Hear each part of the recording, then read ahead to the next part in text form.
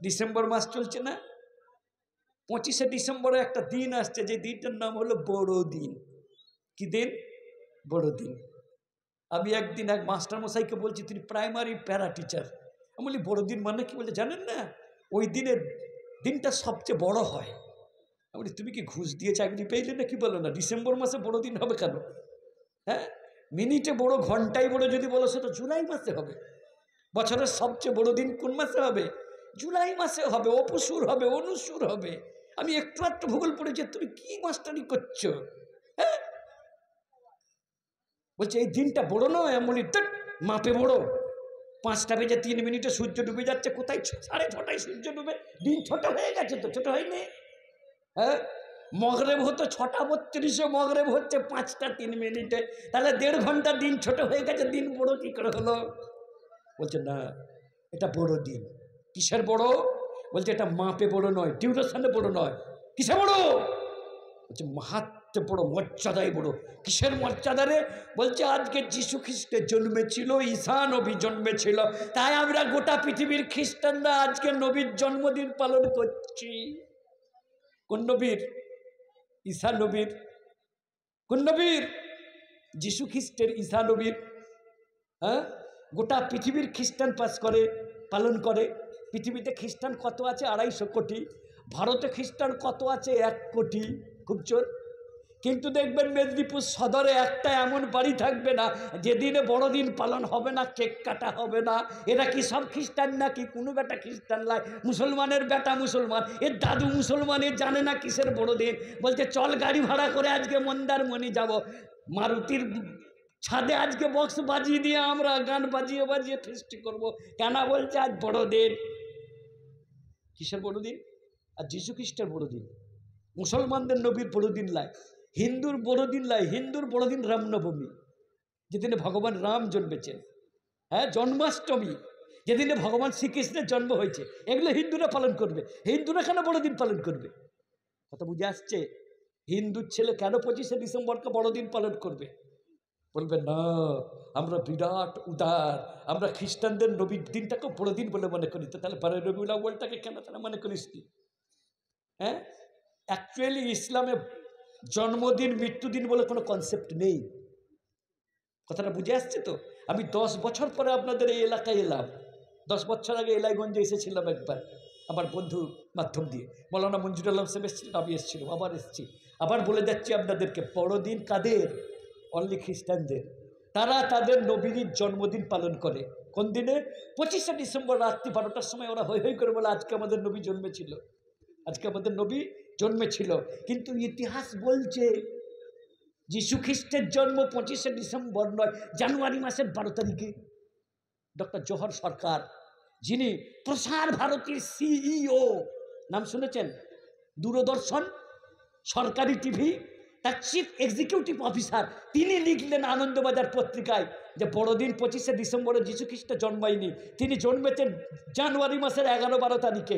কিন্তু রোমান সম্রাটরা দেখলো বছর শেষে একটা আনন্দ ফুর্তি আমাদের করতে হবে, তাহলে আবার জানুয়ারিতে কেন উৎসব করবি? তবে রোমান বছর হিসাবে 25শে ডিসেম্বরটা লাগিয়ে দে, যীশু খ্রিস্টের জন্মদিনও হবে, বছর শেষে হবে, এয়ার এন্ডিংও হবে, 1 সপ্তাহ ধরে শুধু ফুর্তি আর ফুর্তি। 31st নাইট হবে, 31শে জানুয়ারি হবে, জানুয়ারির বেটারা সব বেরিয়ে পড়বে। কথা বুঝতে পারছেন? মুসলমানের বেটারাও বেরোবে গো, মুসলমানের বেটারাও সব বেরিয়ে পড়বে। আমাকে আজকে দাওয়াত দিল, বললো হুজুর গড়িয়া, কলকাতা গড়িয়া থেকে ফোন করছি। আমি বললাম কী হবে গো? বলছে জলসা করব। আমি বললাম কেন, কিসের জলসা? বলছে ছেলেরা যাতে 1 জানুয়ারি 31 ডিসেম্বর এই সব নিয়ে যাতে মাতামাতি না করে, তাই আমরা একটা জলসা করব। আমি বললাম ঠিক আছে, তাহলে যাব, তোমাদের নিয়তটা ভালো। মুসলমানদের আচ্ছা 1 বৈশাখ বাঙালিদের নববর্ষ, তাই তো? আমরা যারা বাংলা ভাষায় কথা বলি তাদের পয়লা বছর হচ্ছে 1 বৈশাখ। যারা ইংরেজি মাতৃভাষা তাদের নববর্ষ হচ্ছে 1 জানুয়ারি। আমরা মুসলমান তো, বাঙালি হিসাবে 1 বৈশাখটাকেও আমরা বলতে পারি এটা আমাদের নববর্ষ। জানুয়ারি আমাদের মাতৃভাষা নয়। আমরা 1 জানুয়ারি কেন লাফালাফি করব? হ্যাঁ, মুসলমানদের জন্য আরবি তারিখ জানা, গণনা করা, মাস জানা, দিন জানা, এটাও একটা সুন্নত। মুসলমানরা সুন্নত ছেড়ে দিয়েছে। হ্যাঁ, ফরজ ওয়াজেব ছেড়ে দিয়েছে। আরবের মুসলমানগুলো তো ওয়াজেব ছেড়ে দিয়েছে, ফরজ ছেড়ে দিয়েছে। বুঝতে পারছেন আমার বন্ধুরা? মুসলমানদের নিউ ইয়ার হলো পয়লা মুহররম। বছরের শুরু কোন মাস দিয়ে? মুহররম। আর ফার্স্ট মুহররম হলো নববর্ষ, হিজরি নিউ ইয়ার। অনেক মুসলমান জানেই না, তার বাপ জানে না, তার দাদু জানে না, কেউ জানে না যে মুসলমানদের নববর্ষ কবে শুরু হয়। আসলে নববর্ষ উদযাপন করতে হবে এই কনসেপ্টটাই ইসলামে তখন ছিল না। জন্মদিন পালন করতে হবে, মৃত্যুদিন পালন করতে হবে, এই ধারণাটাই ছিল না। তাহলে হাসরের ময়দানে ইব্রাহিম নবী আল্লাহর কাছে যাবে না, মুসা নবী আল্লাহর কাছে যাবে না, ঈসা নবী আল্লাহর কাছে যাবে না। লাস্টে সবাই মিলে যে বলবে, ঈসা নবীকে যে বলবে আপনি আল্লাহকে বলুন, আল্লাহ বিচারটা আরম্ভ করে দেন। বলবেন না, আমাকে লোকে আল্লাহর বেটা বলতো, তাই আল্লাহর কাছে আমি ভয়ে যাব না। লোকে বলবে, আল্লাহ বলবেন এই তোকে বেটা বলতে বলে তোর খুব বাহাদুরিটা কি, তুই আগে চলেছিস, তুই মানা করেছিলিস যে আমাকে আল্লাহর বেটা বলো না, আমার ইবাদত করো না। ভয়ে ঈসা নবীও যাবেন না, ঈসা নবী মানা করে গেছেন আমি আল্লাহর বান্দা, আমি নবী, আমি আল্লাহ নয়। এটা যিশু বলে গেছেন, ঈসা নবী বলে গেছেন। কিন্তু তার উম্মতরা সব গুমরাহ, বেলাইন, তারা এইসব মানে না। তো ঈসা নবীও বলবেন আমার কাছে এসো না, যাও তোমরা চলে যাও। একজন নবী আসবেন যিনি শেষ নবী, শেষ নবী নবী মুহাম্মদুর রাসূলুল্লাহ সাল্লাল্লাহু আলাইহি ওয়াসাল্লামের কাছে যে পৌঁছবেন, আল্লাহর নবী বলবেন আল-আনা জিতুম বিল হক, এতক্ষণ সঠিক জায়গায় এসেছো, আমাকে বলো আশফাউ, আমি তোমাদের জন্য সুপারিশ করব। আল্লাহর কাছে যে আল্লাহর নবী দরবারে পড়ে যাবেন, আল্লাহ বলবেন ইয়া মুহাম্মদ ইরফা রাসাক, এই মুহাম্মদ মাথা তোলো, সাল তোতা, তুমি মাঙ্গো, যা মানবে তোমাকে দেওয়া হবে, যা চাইবে তোমাকে দেওয়া হবে। বলবে আল্লাহ আমার একটাই চাওয়া, একটাই কামনা, আপনি বিচারটা আরম্ভ করে দেন। আল্লাহ বলবেন বিচার আরম্ভ হয়ে গেল। গোটা হাসরের ময়দানে যখন সবাই ব্যতিব্যস্ত ছিল, আল্লাহ বিচারই আরম্ভ করেননি, তখন সর্বপ্রথম যে সুপারিশটা আল্লাহ নবী করবেন, আল্লাহ বিচারটা আরম্ভ হয়ে যাক। বুখারী শরীফে কিতাবুল আম্বিয়াতে 2-2.5 পৃষ্ঠা জুড়ে এই হাদিসটা রয়েছে। তাই প্রত্যেকটা মুসলমানের উচিত ইসলামী মাহফিলে সর্বপ্রথম নবীর নামে দুরূদ শরীফ পড়া। শেখ আব্দুল হক মুহাদ্দিস দেহলভী রহমতুল্লাহ আলাইহি আখবারুল আখিয়ারে লিখেছেন, আল্লাহ নামাজ কবুল করতেও পারেন, নাও পারেন, রোজা কবুল করতেও পারেন, নাও পারেন, কিন্তু দরুদ এমন একটা ইবাদত যে দরুদ ইবাদতটাকে আল্লাহ ফেরান না।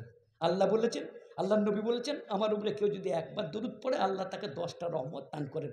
আমরা একবার দরুদ শরীফ পড়ি, আল্লাহুম্মা সাল্লি আলা মুহাম্মাদ ওয়া আলা আলি মুহাম্মাদ কামা সাল্লাইতা আলা ইব্রাহিম ওয়া আলা আলি ইব্রাহিম ইন্নাকা হামিদুম মাজিদ।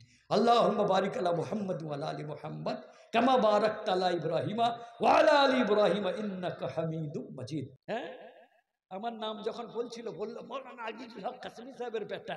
আরে যারই বেটা হলো ভাই, ইসলামে বেটা বলে কোনো জিনিস নাই। ওই জন্য আল্লাহ পাক নবীকে কোনো বেটা দেননি, 4টে বেটি দিয়েছিলেন, 4টে বেটাও দিলেন। কেউ বেঁচেছে 5 দিন, কেউ বেঁচেছে 7 দিন, একজন বেঁচেছিল 17 মাস। হ্যাঁ, আমরা যারা বেটার তাবিজ ব্যবসা করছি তারা একবার ভেবে দেখি, আল্লাহর নবী তাবিজ লিখলে তার 4টে বেটার একটাও বেঁচে থাকতেন? তিনি তাবিজ পারেননি। তিনি কি তাবিজ জানতেন? জানতেন। কিন্তু একটা জিনিস জেনে নিতে হবে, খাজা বাবা, দাতা বাবা, এরা কেউ বেটা দিতে পারে না। বেটা দেওয়ার মালিক আল্লাহ, বেটা দেওয়ার মালিক আল্লাহ। লাল সুতো পড়লে যদি বালা মুসিবত দূর হয়ে যায়, আল্লাহ নবী তার বেটা ইব্রাহিমকে লাল সুতো পরিয়ে দিতেন। পড়াতেন না? পড়াতেন না? 17 মাস বয়স পেয়ে যখন উনার ছেলে ইব্রাহিম মারা গেল, আল্লাহ নবী সাল্লাল্লাহু আলাইহি সাল্লামের চোখ দিয়ে গলগল গলগল করে পানি বেরোচ্ছে, আর বলছেন ইন্না বিকা ইয়া ইব্রাহিম লামাহজুনুন, ইব্রাহিম তোমার জন্য আমি বড় দুঃখিত, তোমার জন্য আমি বড় দুঃখিত। আর যেদিনে ওই নবীজির বেটা ইব্রাহিমের ইন্তেকাল হলো, ওই দিনে মক্কা এবং মদিনা শরীফে পুরো সূর্যগ্রহণ হয়ে গেল, সূর্য দেখা যায়নি। গোটা দুনিয়া মদিনার মানুষেরা হই হই করছে যে আল্লাহর নবীর বেটা মারা গেছে বলে আকাশও কাঁদছে, দেখো সূর্যও আজ মুখ লুকিয়ে ফেলেছে। নবীর কাছে খবর গেল, মদিনার লোকেরা বলছে নবীর বেটা মারা গেছে বলে সূর্য আজ লজ্জায় মুখ দেখায়নি। আল্লাহর নবী সন্ধ্যাবেলায় মেম্বারে উঠলেন আর বসলেন, শোনো, ইন্না শামসা ওয়াল কামারা আয়াতান মিন আয়াতিল্লাহ, চন্দ্র এবং সূর্য হলো আল্লাহর একটা সৃষ্টি, আল্লাহর কুদরতের নিশানি। লা তানকাসিফান লিমাউতি আহাদিন, কারো মৃত্যুর জন্য চন্দ্র গ্রহণ হয় না, কারো মৃত্যুর জন্য সূর্য গ্রহণ হয় না। আল্লাহর প্রকৃতির নিয়মে তারা ওঠে আর ডোবে। আল্লাহর প্রকৃতির নিয়মে তারা ওঠে আর ডোবে। আমার বেটা মরে গেছে বলে আর সূর্য গ্রহণ হয়েছে এইটা বললো না, এটা ঠিক নয়, এটা আল্লাহর লীলা খেলা, আল্লাহর নির্দিষ্ট একটা কার্যকারণে হয়েছে। আমার বেটার জন্য সূর্য উঠেনি এটা বললো না। জি, নবীও তার বেটাকে বড় করতে পারেননি। অতএব হুজুরের বেটা হুজুর, মাওলানার বেটা মাওলানা, পীর সাহেবের বেটা পীর সাহেব, এই কনসেপ্ট ইসলামে নাই। ডক্টর বিধানচন্দ্র রায় পৃথিবীর সেরা 7 জন ডাক্তারের মধ্যে একজন ছিল। তার বেটা ডাক্তারি পড়েনি, আমরা তার কাছে কেউ চিকিৎসা করাইনি। কেন? সে ডাক্তার হয়নি, সে উকিল হয়েছে। ধরুন, আমরা কি তার কাছে চিকিৎসা করাবো? সে ডাক্তার নয়, সে বাপের কাছে পানি নেড়ে নেড়ে নেড়ে একটু হাতুড়ে চিকিৎসা করেছে, আমরা তার কাছে যাবো? যাবো না। কেন? তুমি ডাক্তারের বেটা হতে পারো, তুমি MBBS নও, তুমি MD নও, তুমি FRCS নও, তুমি MCS নও, তাহলে আমি তোমার কাছে কেন যাবো? তুমি, তোমার বাপ ডাক্তার তো আমার কি? তুমি তো ডাক্তার নও। আমরা রুগী দেখাতে গেলে ডাক্তার খুঁজি না ডাক্তারের বেটা খুঁজি? ডাক্তারের নাতি পুতির কাছে চিকিৎসা করাই আমরা, না ডাক্তার বাবুর কাছে নিয়ে যাই? তাহলে আগে দেখবেন, আমি যাকে মানবো, যাকে ফলো করবো, যার কাছে মশলা নেবো, যাকে দিনদার আমার গাইড বলে মনে করব, তার বাপ ডাক্তার ছিল না, সে নিজে ডাক্তারি পড়েছে, তিনি নিজে মৌলানা, মুফতি, আলেম, হাফেজ, পরহেজগার কিনা। শুধু মৌলানা মুফতি হলেও হবে না, পরহেজগারিতা নিয়ে চলেন কিনা, জি, হারাম হালাল বেঁচে চলেন কিনা, হ্যাঁ, বেটার বিয়েতে গোপনে টাকা নিয়েছেন কিনা, যদি লাই তার পেছনে নামাজ পড়বেন না। বুঝে আসছে? মৌলানা সাহেবই বা হলো, মুফতি সাহেবই বা হলো, যদি গোপনে বেটার বিয়েতে ডিমান্ড করে টাকা লাই, তার পেছনে নামাজ হবে না, তাকে বের করতে দেবে, তাকে মসজিদে রাখবেন না। কেন? ও হারাম হারার বুঝে না, তোর পেছনে নামাজ কি হবে? আমার বন্ধুরা, হযরতে নূহ নবী বলবে, আমি আল্লাহকে বলতে পারবো না, আল্লাহ আজকে বিচার শুরু করে দেন। কেন? আল্লাহ বলবে, তুমি কেন অভিশাপ দিয়ে গোটা পৃথিবীকে ডুবিয়ে দিলে, তোমার বিচার আগে হবে। বলে, তাহলে কার কাছে যাবি রে? বলবে, ইব্রাহিম নবীর কাছে চ। ইব্রাহিম নবীকে আল্লাহ বলতেন, তুমি খলিলুল্লাহ, তুমি আল্লাহর বন্ধু, তুমি আল্লাহর দোস্ত। খলিল মানে মনের বন্ধু, বুজুম ফ্রেন্ড, অন্তরঙ্গ বন্ধু। চলো ইব্রাহিম নবীর কাছে। ইব্রাহিমকে বলবো, আপনি আল্লাহকে বলুন গো ইব্রাহিম নবী আলাইহিস সালাম, আল্লাহ যেন বিচার আরম্ভ করে দেয়।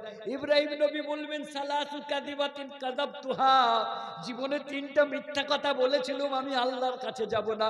আর আমরা জীবনে 1টা 2টো সত্য ছাড়া বাকি সত্য বলি না। আমার এক পরিচিত লোক আছে, বুঝলেন, তার শ্বশুর একদিন বলছে, আমার জামাই না সারাদিনে একটি সত্য কথা বলে, তাছাড়া সত্য বলে না। আমি বলি, কোনটি সত্য বলে? বলে, তার বাপের নাম কেউ জিজ্ঞেস করলে ওইটি সত্য বলে, উপায় থাকে না, না হলে ওটাও মিথ্যা বলে দিত। কেউ যদি জিজ্ঞেস করে তোর বাপের নাম কি, তখন বলে অমুক গায়েন আমার বাপের নাম। উপায় থাকা থাকে আমার জামাই সত্য কথা বলে না, যদি উপায় থাকতো ওইটাও বলে দিত অন্য কারণ না। নবী যে বলছেন, আমি জীবনে 3টা মিথ্যা কথা বলেছি, ইব্রাহিম আলাইহিস সালাম বলছেন, মিথ্যা নয় কিন্তু আপাত দৃষ্টিতে মিথ্যা। বুখারী শরীফের লম্বা ওয়াকিয়া ঘটনা। ইব্রাহিম নবীকে যখন সবাই যেয়ে বলছে, চলো আজ মেলা লেগেছে, মেলা দেখতে যাব, মেলা লেগেছে, মেলা দেখতে যাব। আমরা যারা মেলায় যাই তারা ফতোয়াটা ভালো করে শুনে নাও। যদি শিল্প মেলা হয়, যদি বাণিজ্য মেলা হয়, যদি পাখি মেলা হয়, যদি ফুল মেলা হয়, তাহলে যাওয়া যায়। কথা বুঝে আসছে? ক্লিয়ার না? ক্লিয়ার নয়? যদি বাণিজ্যিক মেলা হয়, ব্যবসায়িক মেলা হয়, শিল্প মেলা হয়, পুষ্প মেলা হয়, পাখি মেলা হয়, সব মেলায় যাওয়া যায়। আর যদি ভবানী মেলা হয়, বিপত্তারিণী মেলা হয়, নর্মদা মেলা হয়, বুঝতে পারছেন তার মানে কি? ওই মেলায় যাওয়া যাবে না, বাকি মেলায় যাওয়া যাবে। যে পৌরসভা একটা মেলা করেছে, কিসের মেলা? কোনো পুজো টুজোর মেলা নয়, শুধু কেনা বেচার মেলা, পুষ্প মেলা, শিল্প মেলা, বাণিজ্য মেলা, কৃষি মেলা। কৃষি মেলা দেখেছেন?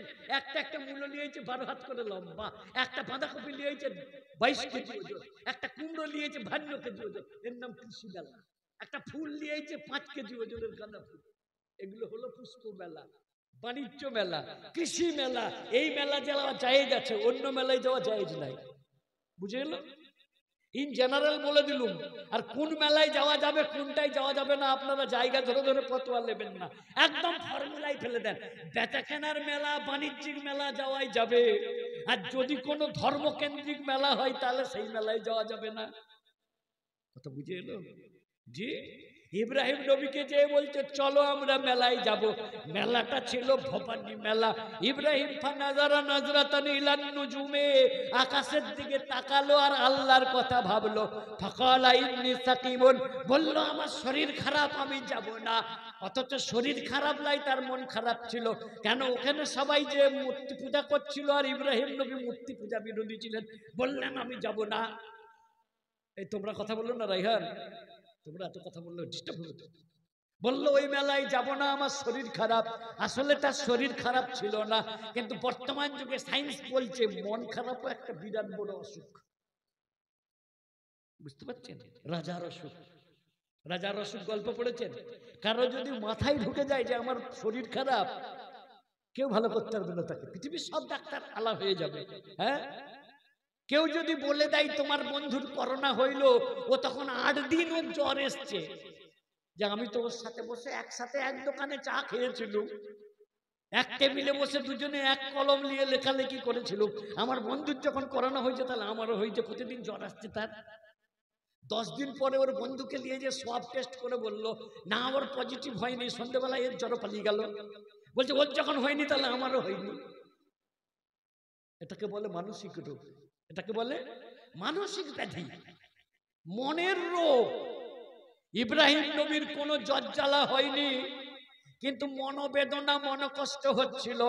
আমি ওই মেলায় যাব না, গায়ের লোক যে ওখানে টপাটপ সিজদা করছে, মাটির পুতুলকে আমি সিজদা করব না, মাটির পুতুলকে আমি সিজদা করব না। তাই উনি এড়িয়ে যাওয়ার জন্য বললেন ইন্নী সাকিবুন। দেখুন ডাইরেক্ট বললেন না, ডাইরেক্ট বললেন না। এটা আমরা একটা কৌশল কি বুঝতে পারলাম বলুন তো? সব কথা সব জায়গায় ডাইরেক্ট বলার প্রয়োজন হয় না। প্রয়োজন হয়? হ্যাঁ, আমি যদি আমার কোনো বন্ধুকে নিমন্ত্রণ না দিই, আমার বন্ধুর নাম বিমল ঘোষ, শুভঙ্কর ভৌমিক, আমি তাকে যদি বলি এই আজকে 10টার সময় আমার বাড়িতে গরু কুরবানি হবে, তোকে নিমন্ত্রণ না করলো, ও কি বলবে? এই তোদের গরু কুরবানি হবে আমি যাব না, এই কথাটাও বলবে না, আমি বিজি থাকবো রে আমার আর যাওয়া হবে না, এটা বলবে না? বলবে নি? ডাইরেক্ট এটা বলবে না, তোদের তো আজ গরু হবে না, আমার ওটা চলে না, তোদের বাড়ি আর যাবো না, ওটা বলবে? না, বলবে না। ও একটা হিকমতের জবাব দেবে, সৌজন্যতার জবাব দেবে। এই জানো তো আমার বউকে আজকে না ডাক্তার দেখাতে নিয়ে যাব, বা আমার না আজকে চুলদাড়ি কাটা, আমার আজ ফুরসত হবে না, আমি আজ বিরাট বিজি আছি, আজকে যাবো না, অন্য একদিন তোমার বাড়িতে যে আমি শরবত টরবত সিমাই টিমাই খেয়ে আসবো। কিন্তু যেদিনে গরু জবাই হবে ও কৌশল সেদিনে আসবে না, আর আসা উচিত নয়। উচিত? আমার বিমলকে নিমন্ত্রণ করা উচিত নয়, উচিত? আমি যদি শুভঙ্কর ভৌমিককে বলি শুভঙ্কর আজকে আমার বাড়িতে একটা 1.5 কুইন্টালের গরু জবাই হবে, তুমি আসবে, আর গরুটা ঠ্যাংটা ধরে একটা সেলফি তুলে চলে যাবে, আমার ডাকা উচিত হবে না? ওর গায়ের লোকের মেরে চামড়া তুলে দেবে, দেবে না দেবে না? আমার ডাকা অন্যায় হবে। কেন? আমি জানি ও গরু খায় না, ওর ধর্মে গরু খাওয়া নিষেধ, তাহলে আমার ডাকাটা মানে ওকে অপদস্থ করা। এই জ্ঞানটা আমার থাকতে হবে না? হবে না? ও আমার বন্ধু, কিন্তু আমার ধর্মে যেমন শুয়োর খাওয়া নিষেধ, ও যদি কোনোদিন আমাকে বলে আমার বাড়িতে শুয়োর বলি দেওয়া হচ্ছে, বাকি বিল্লাহ তুমি এসে বলবে শুয়োর বলি দিচ্ছিস, আমি তাও বলবো না, বলবো আমার সময় হবে নিচা, আমিও বলে এড়িয়ে যাবো, যাবো না? যাবো নি? কি গো, একানা বেকানা কথা আছে না নেই গো? হ্যাঁ, আই এম বিজি, আমি যেতে পারবো না। আমি আর মনে মনে ভাবছি না তোর বাড়িতে আর শুয়োর কাটা হবে বললে আমি যাবো না, আমি ওটা মনে মনে জানছি, কিন্তু আমি ওকে মুখে বলবো না। কেন? আমার ধর্মে শুয়োর নিষেধ, যেখানে শুয়োর কাটা হবে আমি যাব না। তোমার ধর্মে গরু কাটার নিষেধ, তোমার যেখানে নিষেধ তুমি সেখানে আসবে না। তোমাকে ডাকলে আমার অসামাজিক কাজ হবে। কি হবে? অসামাজিক কাজ হবে। একটা গল্প বলবো আপনাদেরকে, হাদিস তো বলছি, যে একজন হাসির দম ফাটানো হাসির রাজা, বাঙালি লেখক ছিলেন, তার নাম শিবরাম চক্রবর্তী। কি নাম? শিবরাম চক্রবর্তী। এখানে বিএ পাস যারা রয়েছেন, ম্যাট্রিক পাস যারা রয়েছেন, তারা সবাই চিনেন। শিবরাম চক্রবর্তীর গল্প পড়লে পারাই হাসি লাগবে, মজার মজার অদ্ভুত অদ্ভুত গল্প লিখতেন, লিখেছেন। একটা ছেলে ক্লাস 8-এ পড়ে, অ্যানুয়াল পরীক্ষায় ইংরেজি পরীক্ষার দিনে একটা প্রশ্নও তার কি পড়েনি, সাজেশন মোতাবেক পড়েনি, সে কিছুই লিখতে পারবে না। সে কি করবে? কিছুই লিখতে পারছে না। কি করেছে জানেন? দেখছে সাদা খাতা জমা দিলে তো স্যার সব খাতা কেটে দেবে, কি করে দেবে? লাল পেন দিয়ে এটাকে কি বলে গো, খাতা কাটা, ঢেরা চিহ্ন দিয়ে দেবে। ওই জন্য কি করেছে জানেন? খুব বুদ্ধিমান ছেলে, প্রত্যেকটা সাদা পাতায় একটা করে গরুর ছবি এঁকে দিয়েছে। কি করেছে? একটা করে বড় গরুর ছবি লিখে দিয়েছে, দিয়ে নিচে লিখে দিচ্ছে গাই हमारा माता है इंग्रेजी नहीं आता है, गाय हमारा माता है इंग्रेजी नहीं आता है। প্রত্যেকটা পাতায় ছবি আঁকছে আর গরুর ছবি, আর নিচে লিখে দিচ্ছে গাই हमारा माता है इंग्लिश नहीं आता है। লাস্ট পৃষ্ঠায় লিখছে স্যার গরুর ছবি কাটলে পাপ হবে, আপনি ব্রাহ্মণের ছেলে গরু কাটবেন না। হ্যাঁ, খাতা এমনি করে কাটতে হবে, ব্রাহ্মণ মাস্টার আর ভয়ে খাতা কাটেনি। বলছে স্যার গরু কাটলে পাপ হবে, আপনি আমার খাতা কাটবেন না। সে ভয়ে আর খাতা কাটেনি, এমনি করে কেটে তবেই তো তাকে 000 দিতে হবে। সে খাতা আর ভয়ে কাটেনি। এসে বলছে আরে কি বিটকেল ছেলে রে, নাই এইটার একটা ছেলে, সে সমস্ত খাতাতে গরুর ছবি এঁকেছে আর সে লিখেছে কি গাই हमारा माता है इंग्लिश नहीं आता है, আর লাস্টের পিছনে লিখছে স্যার গরু কাটলে পাপ হবে। সে খাতা আর কাটেনি। লাস্টে একজন যখন ক্লাসরুমে বলেছে, স্টাফ রুমে, যে ওরে একটা ছেলে এইরকম করেছে, একজন মাস্টার ছিল সে ওসব মানত না, ধর্ম টর্ম, সে একটু কমিউনিস্ট টাইপের, সে নাস্তিক টাইপের, বলছে খাতাটা আমাকে দাও। সে খাতাটা নিয়ে বেশ সুন্দর করে কেটেছে, ঢেরা পাটা কেটে দিয়েছে। কেটে দিয়ে সে যে কবিতা লিখেছে গাই हमारा माता है इंग्रेजी नहीं आता है, তার পাশে ওই স্যার লিখে দিয়েছে বলদ हमारा बाप है, বলদ हमारा बाप है, नंबर देना पाप है। বুঝে এসছে? বলদ हमारा बाप है, বলদ মানে হেলে গরু, এড়ে গরু। বলদ हमारा बाप है, तुमको नंबर देना पाप है, তাই তোকে নাম্বার দিলুম নি, নাম্বার দিলে পাপ হবে। যেমন মাস্টার তেমন ছাত্র, যেমন ছাত্র তার তেমন মাস্টার। বুঝলেন? সম্মানিত বন্ধুরা, হযরত ইব্রাহিম আলাইহিস সালাতু ওয়াস সালাম ডাইরেক্ট বলতেন না যে তোমরা গায়ের লোকেরা কি সব করবে, আমার ওতে মত নাই, আমি যাব না। বলছে ইন্নী সাকিমুন, আমার শরীর খারাপ, আমার জ্বর হয়েছে, আমি যাব না। আমার পানিটা দেন ভাই, যাদের এখনো খাওয়া দাওয়া হয়নি তারা একটু খেয়ে নেন। জি, ওদেরও তো দায়িত্ব আছে, হাড়ির কাজটা শেষ করে দেবে 11টার মধ্যে।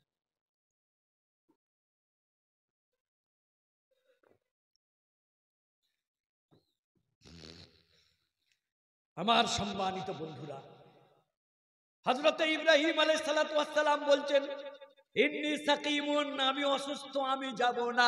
কিন্তু ডাইরেক্ট বলল না যে তোদের ওই মেলায় আমার যেতে মন চাইছে না তাই যাব না, তোরা অমুক অমুক করবি, আমরা যাব না। তাহলে সব কথা সব সময় ডাইরেক্ট ব্যাট চালাতে নয়, মাঝে মাঝে সুইং করে দিতে হয়। সব কথা সোজাসুজি বলতে নেই। যদি মনে করেন যে আমি এই সোজা কথাটা বলে দিলে সমাজে অশান্তি তৈরি হবে, আমার লাইফ রিস্ক হবে, আমি সেখানে বলবো না। আমি একটু কথাটাকে ঘুরিয়ে বলবো। তিনি ঘুরিয়ে বললেন, মিথ্যা নয়, তার মন খারাপ, তাই বলছেন ইন্নী সাকিমুন, আমি অসুস্থ।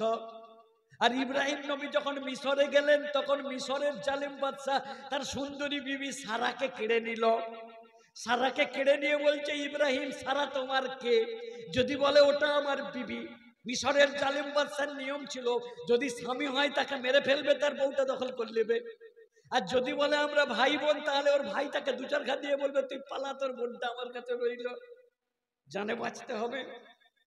ইব্রাহিম নবীকে জিজ্ঞেস করছে সারা তোমার কে? বলছে এটা আমার বোন।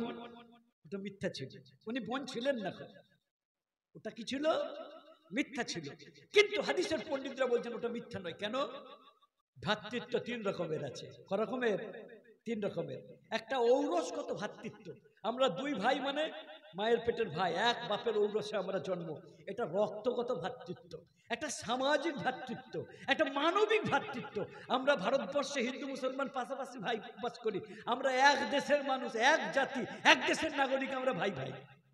গোটা পৃথিবীর মানুষ আমরা ভাই ভাই। কেন?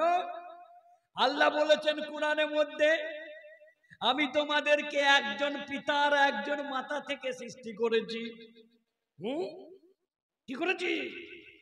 একজন পিতা একজন মাথা থেকে। ওয়াজআলনাকুম শুউবান ওয়া কাবাইলান লিতাআরাফু। আমি কাউকে শেখ করেছি, কাউকে খাঁ করেছি, কাউকে সৈয়দ করেছি, কাউকে ভূঁইয়া করেছি।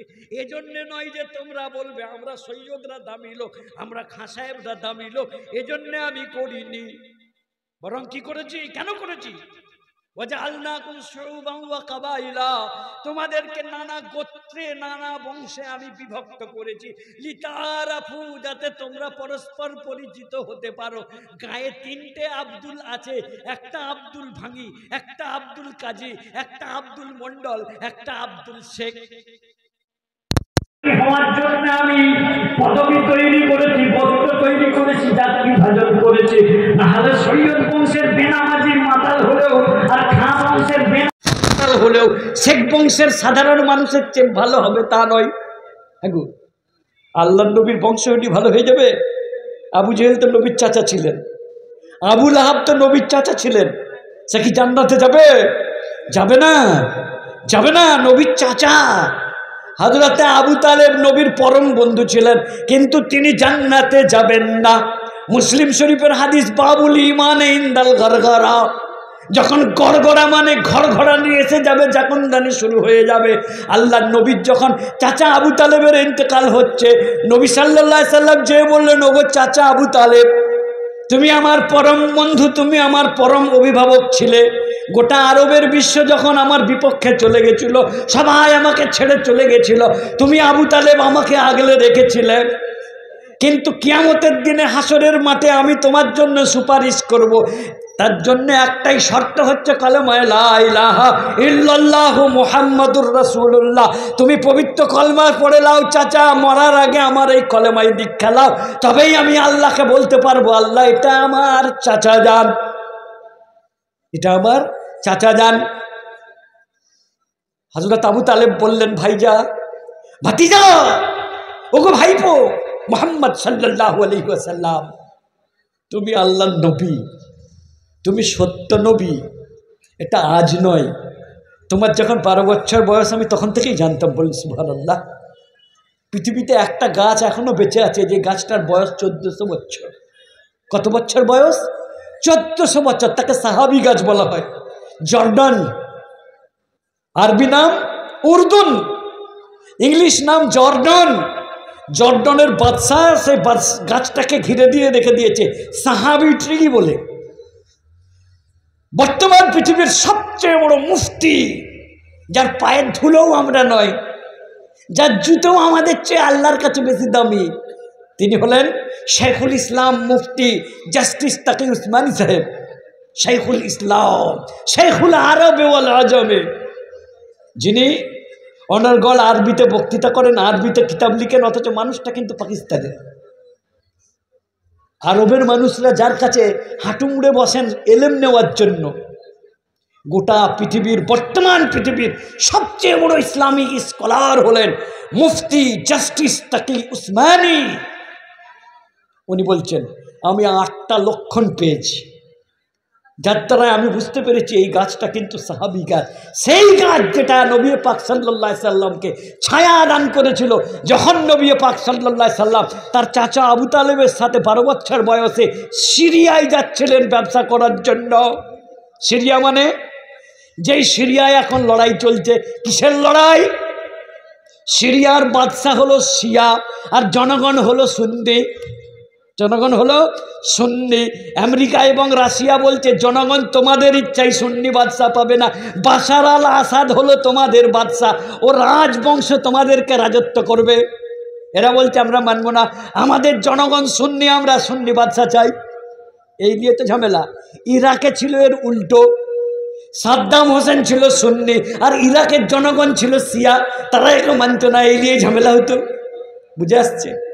জি, আল্লাহ নবী সাল্লাল্লাহু আলাইহি সাল্লাম বলেছেন, শোনো, শেষ জামানায় 2টো দল আসবে, যেই দলের যারা পতাকাবাহী হয়ে যাবে, সেই দলের যারা ছায়াসঙ্গী হয়ে যাবে, তারা নাজাত পেয়ে যাবে। একটা দল হলো যারা ইউকাতিলুনা আলা বাবি দিমাশকে। দিমাশক হলো সিরিয়ার রাজধানীর নাম দামাস্কাস। যারা দামাস্কাসের গেট রক্ষার জন্য ইমাম মেহেদীর আগমনের অপেক্ষায় যারা যুদ্ধ করবে, আর যারা হলো ইউকাতিলুনা আলা বাবিল আকসায়ে, যারা মসজিদে আকসাকে রক্ষা করার জন্য লড়াই করবে। হোয়াট ইজ দ্য মসজিদুল আকসা? মসজিদে আকসা কোনটা? কোন মসজিদ? মুসলমানদের কাছে পৃথিবীর 3টা মসজিদ সবচেয়ে বড়। জোড়া মসজিদে নামাজ পড়লে বেশি নেকি পাবে। কোন মুফতি যদি বলে ভেবে নেবেন ভুল ফতোয়া, জালমাল। জোড়া মসজিদ বুঝতে পারছেন? হ্যাঁ, পৃথিবীর কোন মসজিদে নামাজ পড়লে বেশি নেকি পাবে না। পাঁশকুড়া মসজিদে নামাজ পড়লে বেশি নেকি পাবে না। নাখোদা মসজিদে নামাজ পড়লে বেশি নেকি পাবে না। দিল্লির জামা মসজিদে নামাজ পড়লে বেশি নেকি পাবে না। পৃথিবীর 3টি মসজিদ আছে। আল্লাহর নবী বলেছেন লা তাশুদ্দুর রিহাল ইল্লা লিসালাসাতি মাসাজিদা। 3টে মসজিদ ছাড়া কোনো মসজিদের জন্য লোটা কম্বল বেঁধে নিয়ে যাওয়া চলবে না। যে মসজিদে ওখানে নামাজ পড়বো নেকি বেশি পাবো না। 3টি মসজিদ আছে। মসজিদুল আকসা 3 নম্বর মসজিদ, মসজিদি হাজা আমার এই মদিনার মসজিদ, আর মসজিদুল হারাম হলো মক্কার কাবার মসজিদ। কাবা শরীফে একটা নামাজ পড়লে 1 লক্ষ নেকি পাওয়া যায়। সেই নামাজটা জামকুন্ডা মসজিদে পড়লে 1টা নেকি পাওয়া যায়। বুঝে আসছে? এলাইগঞ্জের মসজিদে যদি নামাজটা পড়েন, যদি 1টা নেকি পেতেন, ওই নামাজটাই যদি কাবার চত্বরে মসজিদুল হারামে পড়েন, আল্লাহ 1 লাখ নেকি দান করবেন। ওই নামাজটাই যদি মসজিদের নববীতে পড়েন, আল্লাহ ওই নামাজটার নেকি 50 গুণ দান করবেন, 50,000 দান করবেন। ওই নামাজটাই মসজিদুল আকসাতে পড়লে আল্লাহর নবী বলেছেন 25,000 নেকি পাবে। 25,000 নেকি পাবে। কোন মসজিদ? মসজিদুল আকসা। কোরআনের মধ্যে ওই মসজিদের কথা আল্লাহ বলেছেন সুবহানাল্লাযী আসরা বিআবদিহি লাইলাম মিনাল মাসজিদিল হারাম ইলাল মাসজিদিল আকসা। পৃথিবী এত মসজিদ আছে, তবু মুসলমানরা কেন মসজিদে বাইতুল মুকাদ্দাসের জন্য লাখো লাখো ঝাঁকো ঝাঁকো প্রাণ দিয়ে দিচ্ছে? একটা মসজিদের জন্য কত এত জান দিয়ে দিচ্ছে। জানো না ইসলামের 3 নম্বর সম্মানিত মসজিদ হলো বাইতুল মুকাদ্দাস। ওই মসজিদটা কবে তৈরি হইল? আল্লাহ বলছেন ইন্না আউওয়ালা বাইতিন উযিয়া লিন-নাসি লাল্লাযী বিবাক্কাতা। পৃথিবীর ভূপৃষ্ঠে প্রথম সেই বাড়িটা যেটা আল্লাহর ইবাদতের জন্য ফেরেশতারা তৈরি করে দিয়েছিল, প্রথম বাড়িটা হলো লাল্লাযী বিবাক্কাতা, যেটা বাক্কা অর্থাৎ মক্কা নগরীতে আছে। কাবা ঘর পৃথিবীর প্রথম মসজিদ। ওই মসজিদ তৈরির 40 বছর পরে ফেরেশতারাই তৈরি করলেন মসজিদুল আকসা। যেই মসজিদটা বর্তমান দাঁড়িয়ে আছে, ওই মসজিদটা আজ থেকে 3000 বছর আগে সুলাইমান নবী এবং তার বাপ দাউদ নবী তৈরি করেছিলেন। রাজমিস্ত্রি ছিল কারা? জিন্নাতরা। রাজমিস্ত্রি ছিল জিন্নাতরা। 3 বছর 2.5 বছর আগে তৈরি করেছিলেন হযরতে দাউদ আলাইহিস সালাতু ওয়াস সালাম। দাউদ নবী ইহুদিদের নবী। কাদের নবী? ইহুদিদের নবী। মুসা নবী কাদের নবী? ইহুদিদের নবী। আমাদের নবী। আমরা পৃথিবীর কোন নবীকে অসম্মান করিনি। পৃথিবীর কোন মুসলমান পৃথিবীর কোন নবীকে অসম্মান করে না। যদি করে সে বেঈমান, সে কাফের। আল্লাহ কোরআনে বলছেন তিলকার রুসুল ফাজ্জালনা বাযাহুম আলা বাযিন। ওই সকল নবী আছেন, আমি কাউকে একটু বেশি সম্মান দিয়েছি, কাউকে একটু কম সম্মান দিয়েছি, কিন্তু আমরা লা নুফাররিকু বাইনা আহাদিম মির রুসুলিহি। আমরা আল্লাহর রসুলদের মধ্যে বিভেদ করি না। 1,24,000 পয়গম্বর বা নবী পৃথিবীতে এসেছেন। আমরা ঈসা নবীকেও নবী বলে মানি, মুসা নবীকেও নবী বলে মানি।